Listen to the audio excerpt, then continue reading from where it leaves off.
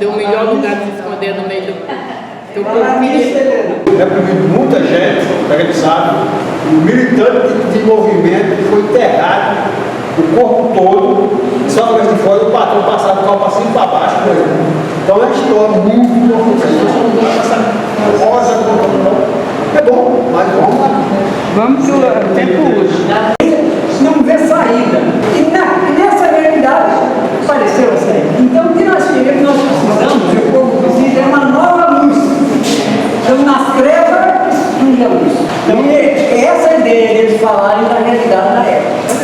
Tá, segue aí para nós. Tema do encontro de irmão. O que significa esse elemento? Pobre evangelizando pobre. Pobre evangelizando pobre. O que significa isso na prática?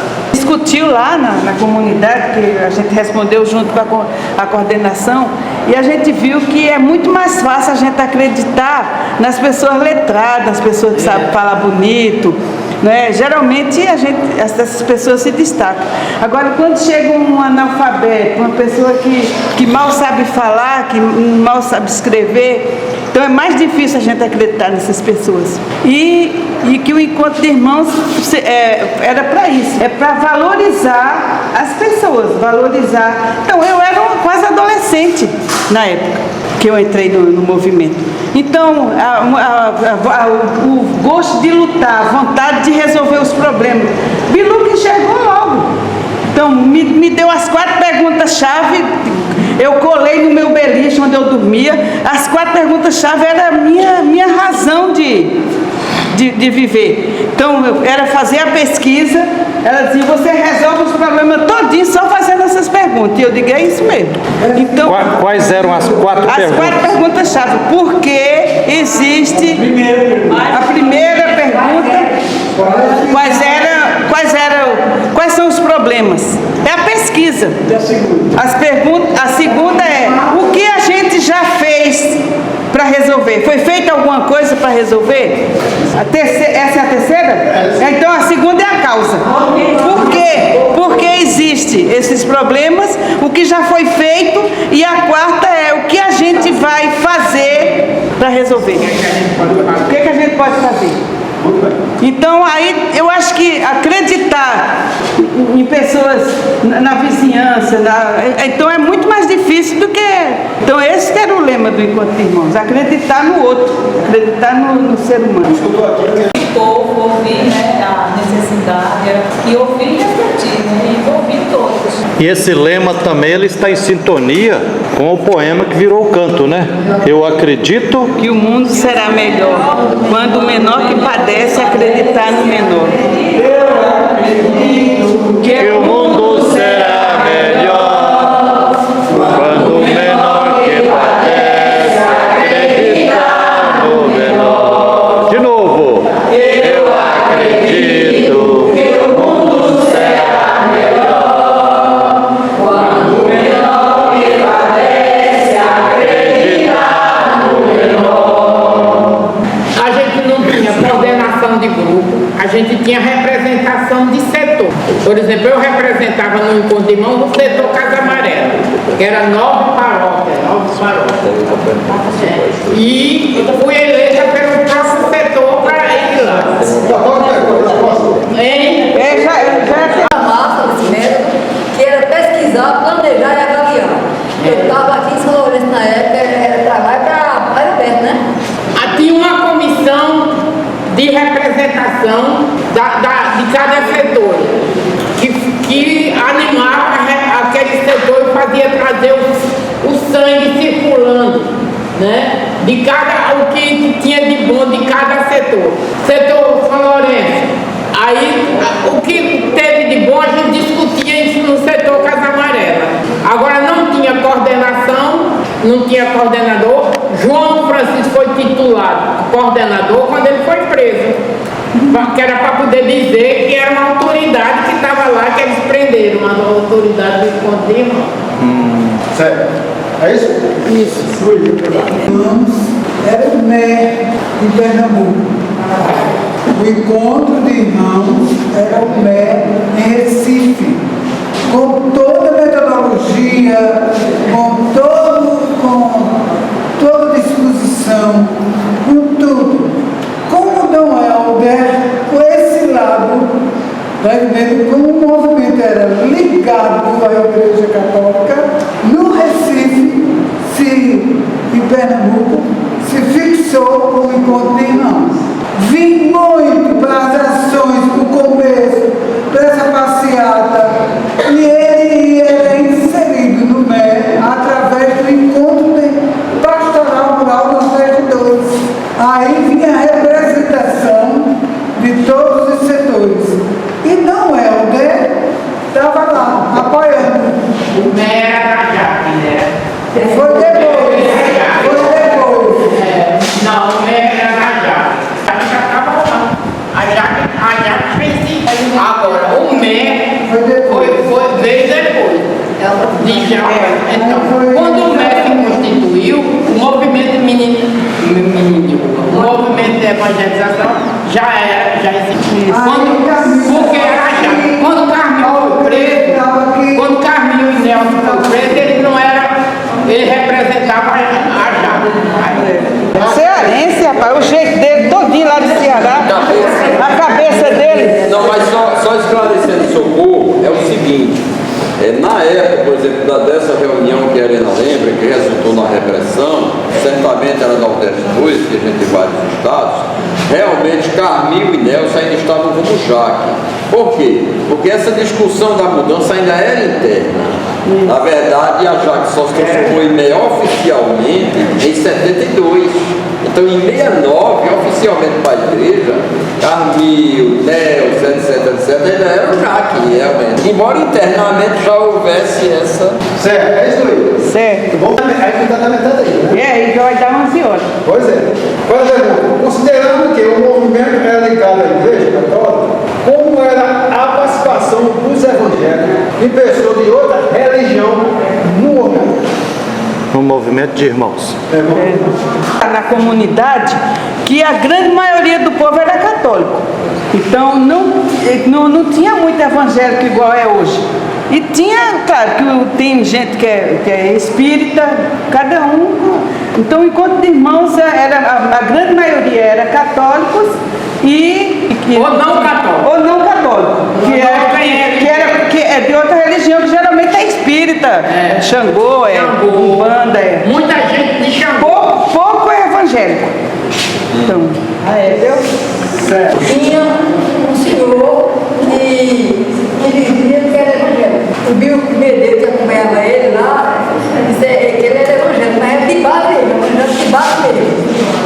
Que não tinha nada com a instituição da igreja, né? Da comunidade. Tá. Atingir o povo a partir das necessidades e das lutas, né? Então, a causa era essa. A gente juntava e o povo gosta de rezar, a gente rezava e considerava encontro de irmãos. Mas é a partir da luta. É isso? Na nossa periferia de Recife, na Zona Sul, né? Que é Jura, Setor Sul. Você era do setor Casa Amarela, eu era do setor Sul. E eu paulista. Paulista, então nós temos, você era setor rural, né? No setor sul, que é um setor novo, né? Favelas assim, criadas na época, era luta, batida luta. Sul de Recife. Tudo em Recife. Setor sul de Recife. Certo. Agora, como o encontro de irmão, a partir da leitura da Bíblia, despertava o povo para lutar pelo seu direito. A gente viu que o encontro de irmãos sempre levava a luta. Sempre. Então, à luz do Evangelho, qualquer coisa que a gente procurava na Bíblia, a gente achou um lixo.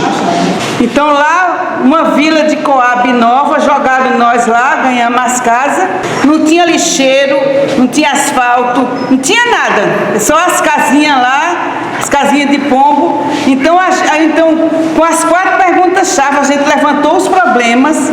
Qual é? Primeiro fizemos uma pesquisa, qual é o problema mais sentido era o lixo. Então não tinha lugar mais para botar lixo. Então vamos resolver esse problema. Então vamos fazer o quê? Vamos se reunir nas casas. Fizemos todo um mapeamento de reuniões nas casas por dia. Cada dia a gente ia numa rua e discutia a Bíblia, discutia o Evangelho e o que a gente vai fazer para resolver esse problema do lixo. E saiu a ideia da gente fazer um abaixo-assinado e entregar na prefeitura. Fizemos um abaixo-assinado, todo o povo da vila assinou. Você imagina, a gente está fazendo, e nas reuniões a gente dava tarefa para todo mundo pegar as assinaturas. E quando é que a gente vai entregar ao prefeito? A gente ia ter a festa do padroeiro, Santo Antônio. Então o prefeito ia vir lá em Jardim Paulista. A gente disse, então a gente vai entregar o abaixo-assinado no dia que o prefeito vier aqui. Na hora do ofertório, a gente ofertou o abaixo-assinado para o prefeito. Isso no meio da missa? No meio da missa. Então entregamos. O prefeito ficou doido. Falou que aquilo não era a hora, mas que ele ia aceitar e ia marcar uma comissão, um horário, para no outro dia a gente estar lá. Isso foi num domingo, na segunda-feira ele ia atender a comissão. E o padre apoiava entregar abaixo-assinado no meio da missa? Nem sabia. Quem sabia era a gente que estava na organização. Acho que o padre sabia. Padre Carlos, ele dava um apoio. Não era tanto, não. O Sagrado, mas ele era do mesmo do Sagrado Coração, igual o João. Sagrado Coração. Então aí a gente entregou, ele levou o abaixo-assinado. No outro dia, na segunda-feira, fomos lá na prefeitura, em Paulista, com a comissão. E aí ele disse, não, o que vocês fizeram não está certo não, porque aproveitar um negócio desse, isso é oportunismo. Mas a gente não tinha outra chance para entregar o abaixo-assinado. Não está certo é ficar no meio do lixo lá, né? É verdade. Aí que não está certo. Aí ele disse, eu vou resolver. E resolveu. Botou caçamba, botou lixeiro, os 3 dias da semana. Então, essa foi a... E aí a gente ainda fez a festa da vitória. No dia fizemos uma festa inaugurando o lixo. Então, o encontro de irmãos era isso. E aí depois disso a gente sentou e o que a gente vai fazer de novo? Como é que vai continuar a luta? Então era sempre assim. Eu morava aqui, Recife, em Águas Compridas, na época de encontro de irmão, eu tinha uns 17 anos, 18 anos na época, e aí a gente fazia a reunião do encontro de irmão, casa em casa, a partir da Bíblia. Era Evangelho e ação. A gente lia a Bíblia e aí discutia os problemas usando essa questão das 4 perguntas-chave e levantava a ação a partir dessas reflexões que fazia em casa. E aí foi feito várias lutas nessa época, calçamento, escadaria, luta por água, por posto médico, né? Então, a partir da discussão em casa, a partir da Bíblia, se levantava os problemas e vencia a organização da ação, ia para a reivindicação. E eu lembro que nas festas de Pentecostes, que havia, né, no Geraldão, e aí era feito lá, o pessoal ia lá, batendo, mostrando a reivindicação que tinha curado, a reivindicação dos órgãos da prefeitura, tudo isso era feito também na festa de Pentecostes, né, mostrando a luta, a ação do povo, que era feita a partir da Bíblia, que levava para a ação, a reflexão. Isso aproveitava o bem de maio, via sacra, né, teatro, que aí mostrava a luta também, e a organização dos povos nas datas também dessa forma. Mas a base mesmo era a discussão do Evangelho, levava para a ação e era feito de casa em casa. Ô Zéza, você consegue de forma sintética contar para nós o exemplo assim, de uma reunião dessas lá, desde o início até o final? Como é que era feita essa reunião do encontro de irmãos? Como é que se lia o Evangelho? Como é que acontecia? Desde que o povo ia chegando até a hora de ir embora. Você consegue contar para nós de forma sintética? Reunião de casa, né? Casa em casa, entendeu? Então cada semana era uma casa, era uma... Em rodízio. Em rodízio. Tá. Era várias ruas, várias casas. E a reflexão se levantava os problemas. E na outra casa já ia juntando, né? Juntando o que discutia na reunião anterior, já ia juntando e fazendo os planos, né? Se era no mês de maio, aproveitava esse mês de maio. Então já ia mobilizando o povo e combinando e organizando, entendeu? E nessa reunião tinha seja bem-vindo, tinha cantos, tinha orações do Evangelho, tinha café, tinha como é que era? Cantos, oração, leitura do Evangelho, era uma sequência, né? A reflexão com o pessoal, o fechamento da comunidade. Tinha um papelzinho para orientar, um roteirozinho? Boletim, né? A gente fazia boletim para se devolver, a questão dos planejamentos que se fazia. Você quer comentar?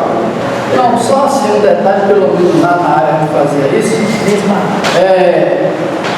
pegava o Evangelho e depois do Evangelho a pergunta: o que é que tem a ver essa leitura, esse Evangelho com a nossa vida, com a nossa realidade aqui? Então era uma ligação do Evangelho com a realidade do povo. E aí dali surgia. Então o problema aqui é que eu vejo que o Evangelho está dizendo que a gente tem que lutar por justiça. Então está o problema, como é que a gente faz? Então, essa ligação, sabe? E assim não tinha estava Nova terra, o negro não vai ter corrente, e o nosso índio vai ser visto como gente. Na nova terra, o negro, o índio, o mulato, o branco e todos vão comer no mesmo prato. Irá chegar um novo dia, um novo céu, uma nova terra, um novo mar. E nesse dia os oprimidos, a uma só voz da liberdade irão cantar.